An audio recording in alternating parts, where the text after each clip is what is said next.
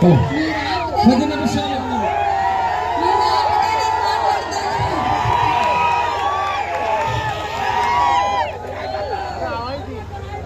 వేదిక మీద ఉన్న ఇక్కడ గరికపాటి వెంకట్ గారి నాయకత్వం, అలాగే బొట్టుకు రమేష్ గారి నాయకత్వం వర్ధిల్లాలి స్టేజ్ మీద. ఓకేనా?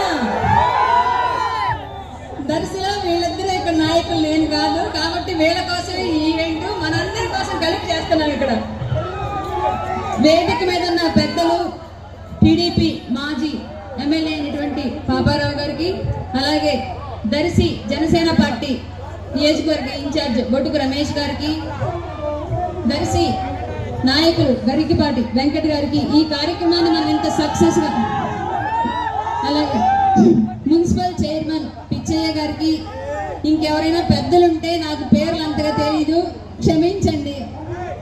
ప్రతి ఒక్కరికి పేరు పేరున హృదయపూర్వక ధన్యవాదాలు తెలియజేసుకుంటున్నాము. అలాగే ఈ కార్యక్రమాన్ని ఇంత సక్సెస్ఫుల్ గా మేము చేయగలిగాము అంటే మీరందరూ హాజరవ్వకపోయి ఉంటే ఇది ఇంత సక్సెస్ అయ్యి ఉండేదే కాదు. మీరందరికీ కారణం మీరు.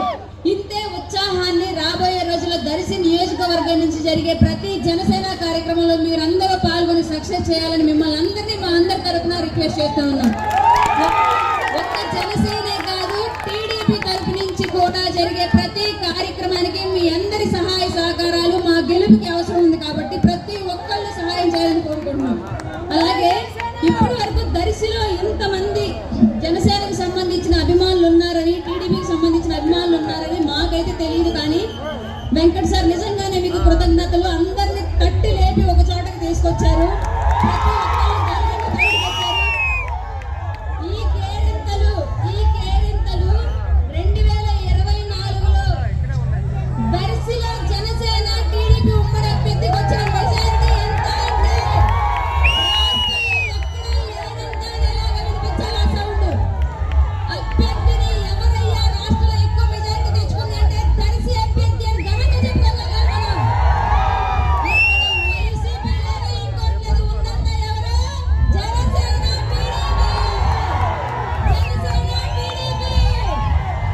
ఇప్పటి వరకు మీరు 150 విర్రవీగిపోయిన వైసీపీ ఇదిగో దర్శి సభ చూడు.